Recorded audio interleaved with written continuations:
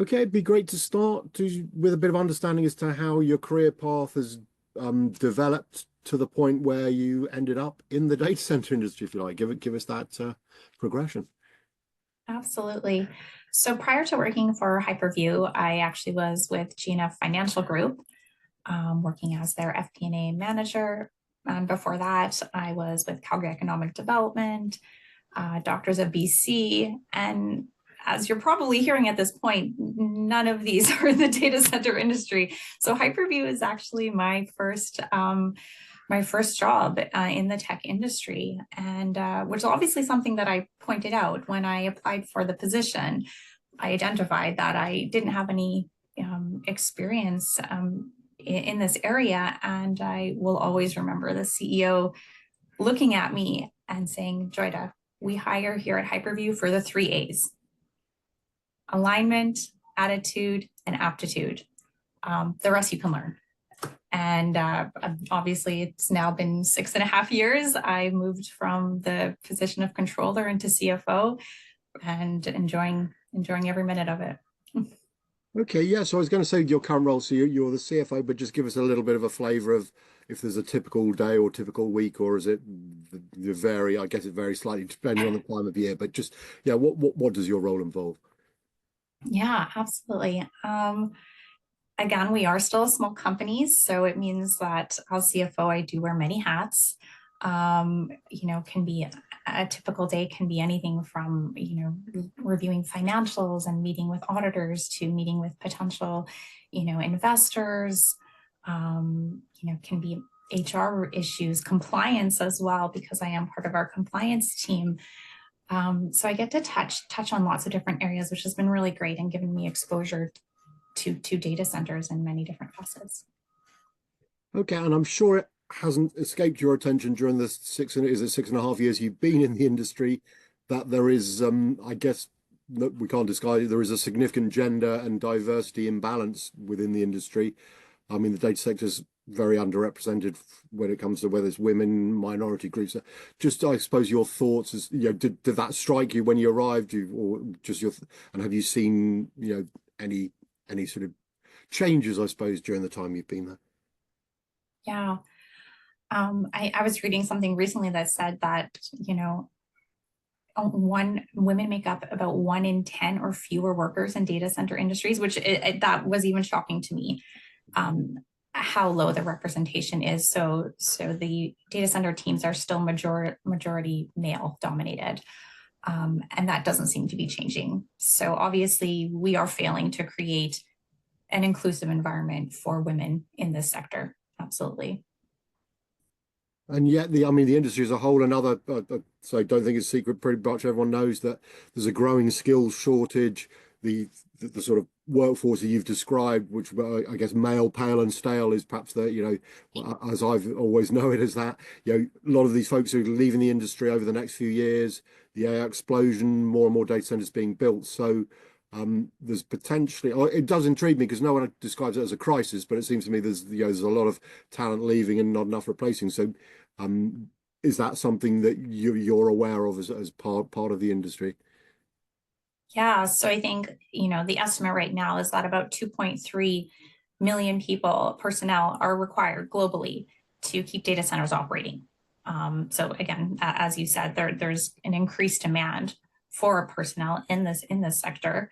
And we know that in the UK, there's a 76% talent shortage, which again, IT and data skilled workers being the hardest to find. The fact that women are underrepresented, is an underutilized talent pool in many technical fields, including data centers. And so we're obviously not doing enough to actively recruit and hire women in this area. Yeah, so I guess, yeah, just finding out that the industry, I mean, I guess it needs to look at recruiting younger talent to be the future, but also, as you say, women, other sort of underrepresented groups. So there's a massive potential there, but for whatever reason, as of today, the industry isn't really addressing that. Is that fair to say? I think that is fair to say. I think, when you're hiring for underrepresented talent, passive recruitment methods just aren't going to cut it anymore. We need to actively be recruiting with intentional outreach. This is required, and this is going to be a multi-pronged approach. This is industry, this is at the corporate level and the individual level as well. So, at an industry level, what are we doing to empower women? What are the learning and, training initiatives, the mentoring programs that are in place to support women who want to enter the industry? And then when you look at the corporate level, what are the hiring practices? Are we creating pathways for progression into their career? We know that 26% of women identify that in the data center industry as a reason for leaving their employment, is that there is no pathway to progression for them. And then on an individual level, what are these individuals, do they have the opportunity to, again, train and develop and these transferable skills from other industries? Yeah, so I suppose we could sort of summarize that the industry needs to modernize its image and its approach. I mean, traditionally, it's always been quite secretive, that you kind of don't tell people where the data centers are and all that, but it's possibly, bearing in mind the digital world we live in, it's pretty much the foundation, the bedrock of that. So perhaps needs to change that image. And also, I think you explained to a certain extent that invest in education, training, mentoring. So just how, I suppose if you're able to, how much do you think the industry as a whole can collaborate and achieve, and how much is it down to individual organizations such as, the Hyperviews of this world to blaze a trail, doing individual things themselves and maybe sharing those learnings with others, but individual companies have to get on and make progress? I mean, and absolutely, as far as a breakdown of who owns this responsibility, it has to go hand in hand. I think you can't leave it just to industry, and you can't just leave it at a corporate level, because there, again, to change to change just the entire industry in that way, and to how we can increase, especially at the level that we require this new talent, it has to be both. And I guess one of the main things, I mean, mentoring, training, etc., good, but just making sure that there are inclusive workplaces. Is that easy from your sort of experience? Is that easy to achieve? Do people understand what's required, or is it still a lot of companies need educating as to how they can actually demonstrate practically that they're being inclusive? What's involved? I think inclusion is going to require structural changes. This is not surface level diversity initiatives, so it does require rethinking everything from your workplace culture to your leadership models to again, hiring practices, biases that might be included. When we speak to women in the data center industry, they identify 3 barriers as to why there are not as many women in the industry, and biases are one of them. A lack of training and development initiatives, and lack of representation. So I think we need to be addressing all of those. And I guess people, organizations need to understand, and it makes complete sense once you get it, I suppose, is that workplace diversity. I mean, obviously in the tech industry, we're talking about is very important because it's so sort of skewed. But when you've got a diverse workforce, you've got better innovation, better customer interactions, and better business. So it shouldn't really need to be that hard to sell.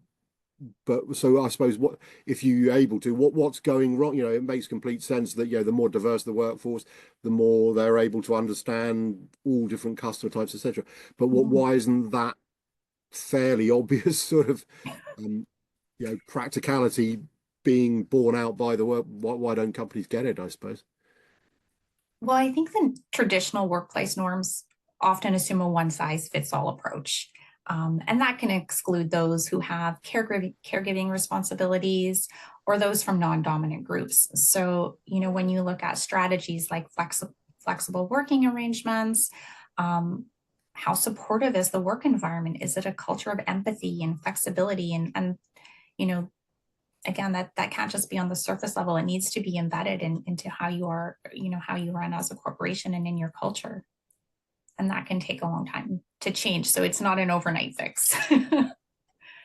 And maybe if you're able, can you share how sort of Hyperview has addressed these issues? I say you've been there, I think, 6 or so years. So have you seen sort of improvements, progression?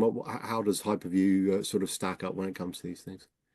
Absolutely. I mean, as you heard from my story at the top of the call, they just the mindset of Hyperview that there is a learning and growth mindset. So it doesn't have it's not a linear, a linear path. And so we can embrace transferable skills, and a range of skills and perspectives and experience that can help fill those critical gaps in the workforce and help ease that talent shortage. Diversity is a key focus when we look at closing the skills gap for Hyperview. And it's not just in recruiting diverse talent. I think it's the next step of how do we also support and empower them. One of the first policies that I had the pleasure of being part of was Hyperview's introduction of its parental leave program. And this was helping to foster an environment where all of our employees know that they can take the time they need for their family without fearing career setbacks. And that's supporting women at all stages in their careers. And hopefully, ideally, we'll have representation across all teams. And we have the policies and culture that will foster that inclusion.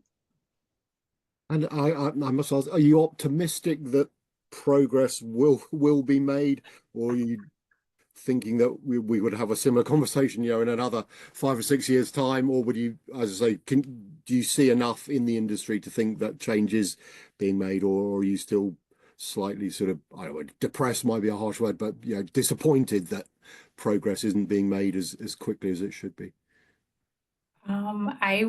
I doubt it will happen as quickly as it should happen, but I definitely am.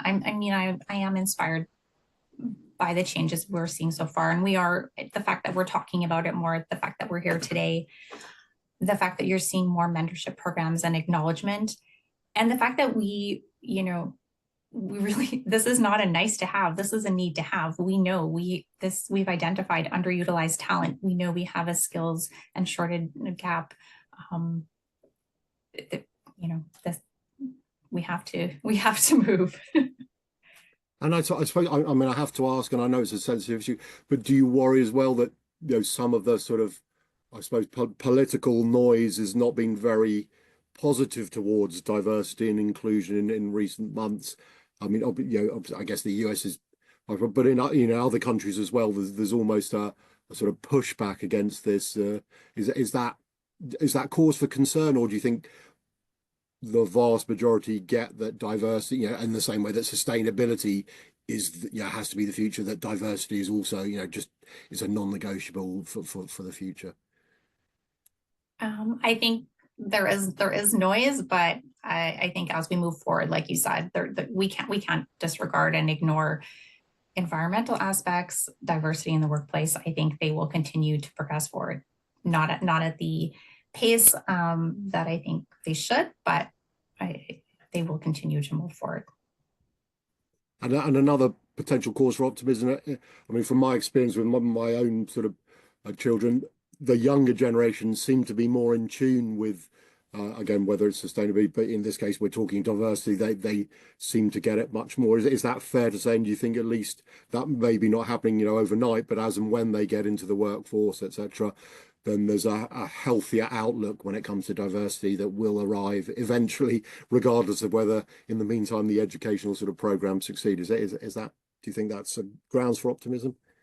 Absolutely. And when we are looking to attract and retain this new young talent, that is a factor. I mean, they are looking at diversity in your workplace, and that is, seen as a positive for them. So again, as Hyperview and all companies are looking to recruit, the best talent, having a diverse team is just a non-negotiable. Okay, I mean, it's been great to chat and for you to share your insights and what was, I find, a fascinating subject, and also somewhat bemused that people just don't get it, because it just makes sense in every way. But it sounds as if maybe at the wrong kind of pace things are changing. But it's been great to chat, and thank you for sharing your using such a frank way. So, Joyda, appreciate the time. Absolutely. Thank you so much.